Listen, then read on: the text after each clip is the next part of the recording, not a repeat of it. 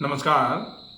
ऊसापान सुबह जागते ही एक बार में ज़्यादा मात्रा में पानी पीना, इसको ऊसापान कहा जाता है।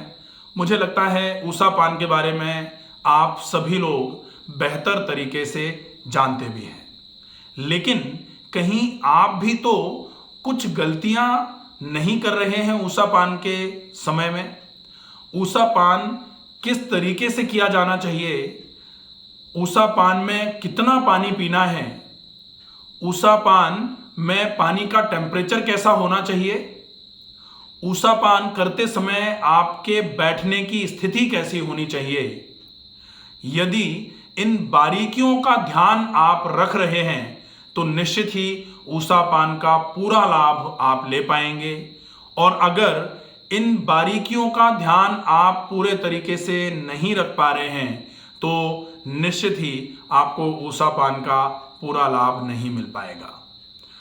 क्या हैं वो बारीकियां?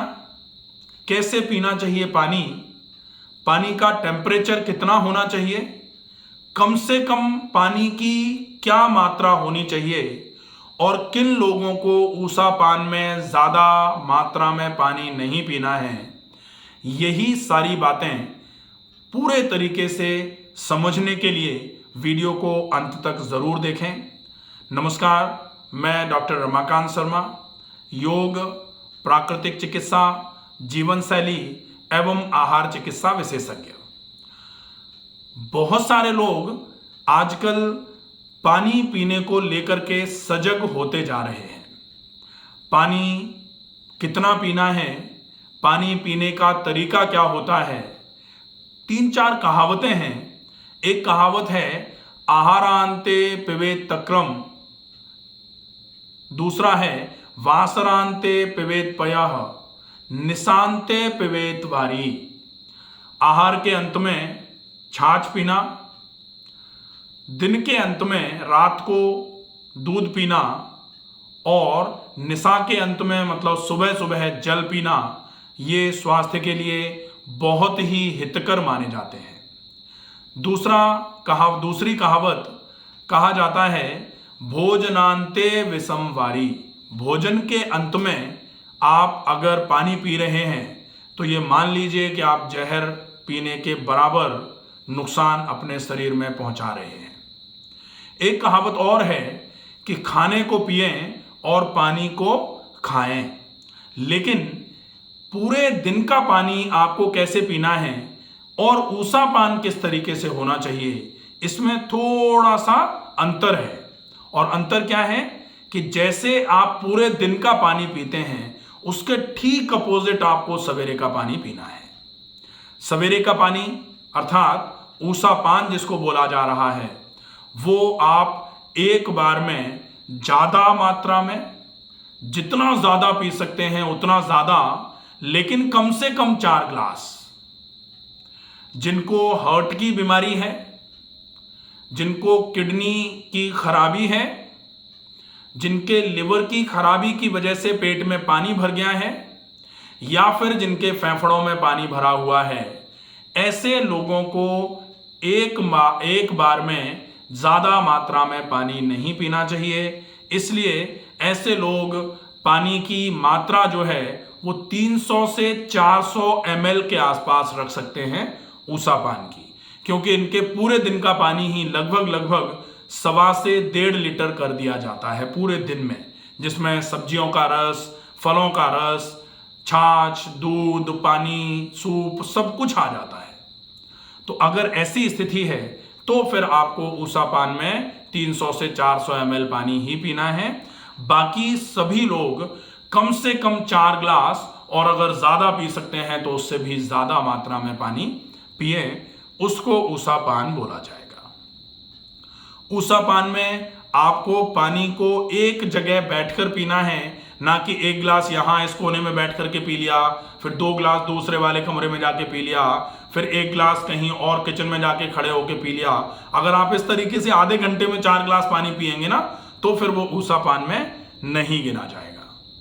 ऊसापान में गिना जाएगा एक बार में एक जगह बैठकर ज्यादा मात्रा में बड़े बड़े घूंट पानी पीना।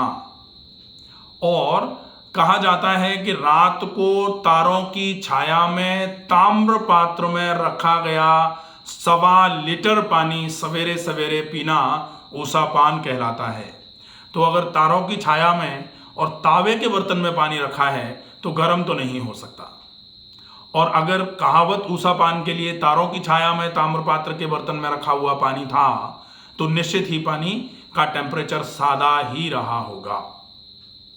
अब हम जो कर रहे हैं कि पानी सवेरे सवेरे उबाल उबाल करके पी रहे हैं, और अगर तावे के बर्तन का पानी है और उसको उबाल करके पी रहे हैं तो फिर सत्यानाश ही हो रहा है पानी का। क्योंकि तावे से चार्ज पानी, फिर आपने उसको गर्म कर दिया, उसकी सब चार्जिंग वार्जिंग खत्म हो जाती है। तो आपको सवेरे सवेरे का पानी ज्यादा मात्रा में और कांच के बर्तन में रखा हुआ, अति की ही ठंड पड़ रही है और पानी बर्फ के स्वरूप में आ जा रहा है अगर, तो फिर आप उस पानी की ठंडक को, अति की ठंड जो है उसको छुड़ा लीजिए, नॉर्मल टेम्परेचर पर ले आइए, फिर पी लीजिए। लेकिन आप अगर पानी को उबाल उबाल करके पिएंगे तो निश्चित ही आज नहीं लेकिन 2-5 साल के बाद पता लगेगा कि ये पानी तो नुकसान करता है। और हमारे पास ऐसे सैकड़ों लोग आते हैं जो सालों से गर्म पानी पी रहे हैं और उनकी पेट की समस्या अब इतनी ज़्यादा हो गई है कि वो सही होते में ही नहीं आ रही है। क्योंकि आप देखें कि एक सिंपल सा टी शर्ट का ये कॉलर जो है उसको आप बहुत ज़्यादा गर्म प्रेस से प्रेस कर दीजिए, आयरन कर दीजिए, इसकी इलास्टिसिटी लॉस हो जाएगी। जब कोई कपड़ा आप लेकर के आते हैं तो उस पर लिखा रहता है never wash this cloth in hot water. तो गर्म पानी में आप इस कपड़े को धोओगे तो इस कपड़े की इलास्टिसिटी जो है ना वो खत्म हो जाएगी। और हम तो ये जानते हैं कि मांसपेशियां तो इलास्टिक फाइबर से ही मिलकर बनी हैं, इलास्टिक नेचर की हैं। उनकी जो प्रॉपर्टी है वही इलास्टिक प्रॉपर्टी है, वो खिंचाव और संकुचन तो करती ही हैं। और उन मांसपेशियों पर अगर आप गर्म पानी डालोगे लगातार तो निश्चित ही उनकी टोन जो है वो धीरे धीरे करके ख़त्म हो जाएगी, आंतें फैली रहना शुरू हो जाएंगी, जिसकी वजह से आपका पेट हमेशा के लिए ख़राब रहना चालू हो जाएगा। उसके लिए फिर आपको कभी त्रिफला लेना पड़ेगा, कभी हरड़ लेना पड़ेगा, कभी आपको इसबगोल लेना पड़ेगा, तो कभी कैस्टर ऑयल लेना पड़ेगा। तो बहुत सारे लोग सोनामुखी का चूर्ण भी लेते हैं और उसके बाद भी पेट साफ नहीं हो पाता है और फिर भ्रम की अवस्था आ जाती है, बहुत ज़्यादा चिड़चिड़ापन होना शुरू हो जाता है और ऐसा लगता है जैसे अगर कोई कुछ कहे तो उसका सर फोड़ दें। ये क्यों हो रहा है? क्योंकि गर्मी की तासीर आपके शरीर में पैदा हो रही है, पित्त का वर्धन हो रहा, पित्त जो है ना पित्त वृद्धि हो रही है। पित्त वृद्धि कराने में सहायक क्या है? आप गर्म तासीर की चीजों का जितना ज्यादा उपयोग करेंगे निश्चित ही पित्त वृद्धि होगी। और जैसे जैसे पित्त वृद्धि होती है, क्या कहा जाता है? आयुर्वेद ने क्या लिखा है? पित्त वृद्धौ शीत कामिता। पित्त जब वृद्धि होती है पित्त की, तो ठंडी चीजों में रहने का, ठंडी जगह पर रहने का और ठंडी चीजों को खाने का स्वतः ही मन करना शुरू हो जाता है। आपको बहुत तेज गुस्सा आता है, आपको ठंडा पानी मिल जाए, शीतल जल लिखा रहता है। गर्मियों में अगर केवल कहीं लिखा हुआ आप पढ़ लेते हो शीतल जल, उसी से आपके मन को ठंडक मिल जाती है। अतिशयोक्ति हो जाती है, लेकिन शीतल जल लिखा हुआ ही देख करके आपको लगता है हाँ मजा आ गया, आपको शीतल जल पीने को मिल जाता, कितना बढ़िया लगता है। और आपको बहुत तेज प्यास लगी है, भयंकर गर्मी लग रही है और आपको कोई दे दे उबलता हुआ पानी पी लो, कैसा लगेगा? तो जब आपके शरीर में पित्त की वृद्धि हो रही है, गर्मी आपके शरीर में ज्यादा है, आपको पानी को हमेशा ही सादा पीना चाहिए। अगर आपको कभी बहुत ज्यादा कफ की वृद्धि हुई है, कफ वृद्धौ उष्ण कामिता, कफ की वृद्धि होती है तो कोई मना नहीं कर रहा है कि गर्म पानी नहीं पीना है, लेकिन कब पीना है? औषधीय रूप में, औषधि के रूप में आप गर्म पानी का उपयोग करेंगे, क्योंकि गर्म पानी औषधि का काम करेगा, सादा पानी आपके लिए खाद्य है।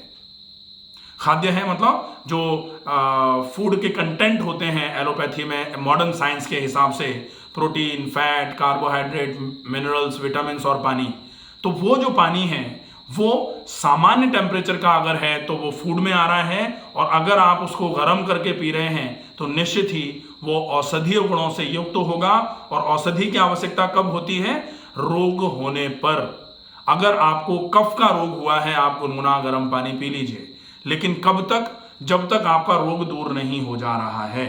कफ वाला रोग, कफ खांसी है, गला खराब हो रहा है, टॉन्सिल हो गए हैं, ऐसे समय में आप 2, 5, 7 दिन के लिए गर्म पानी पी लीजिए। लेकिन जैसे ये ठीक हो जाए तो आप इसको पिए ही मत जाइए, नहीं तो शरीर निश्चित ही खराब होगा। तो ये कुछ बारीकियां हैं जिनको आपको ध्यान में रखना चाहिए। अगर आप इनको ध्यान में रखेंगे तो निश्चित ही आपको ऊषा पान से बहुत अच्छा लाभ होगा। आप ऊषा पान निश्चित ही करना शुरू कर दीजिए। महीने भर तक लगातार ऊषा पान करने के बाद जब आप देखेंगे अपने शरीर के लक्षणों पर, तो सामान्य स्वस्थ शरीर के सामान्य लक्षण, ये एक वीडियो मैंने बनाया हुआ है, आप उसको देखें। उसमें जितने भी लक्षण हैं आप महीने भर लगातार ऊषा पान करके देखिए और फिर आप लक्षणों को मैच करिए। आप देखेंगे कि लगभग 30, 40, 50% लक्षण आपके कंप्लीटली हेल्दी बॉडी में जो आने चाहिए वो आना शुरू हो जाएंगे, निश्चित ही शुरू हो जाएंगे। तो आशा है ये वीडियो आपको पसंद आया होगा। अगर कोई कंफ्यूजन, कोई दिक्कत इस टॉपिक के संबंध में रहती है तो आप मुझे कमेंट बॉक्स में कमेंट कर सकते हैं। आपकी समस्याओं का, जो आपकी उलझने हैं, उनका निराकरण करने की यथासंभव कोशिश करी जाएगी। स्वस्थ रहिए, सुरक्षित रहिए। धन्यवाद।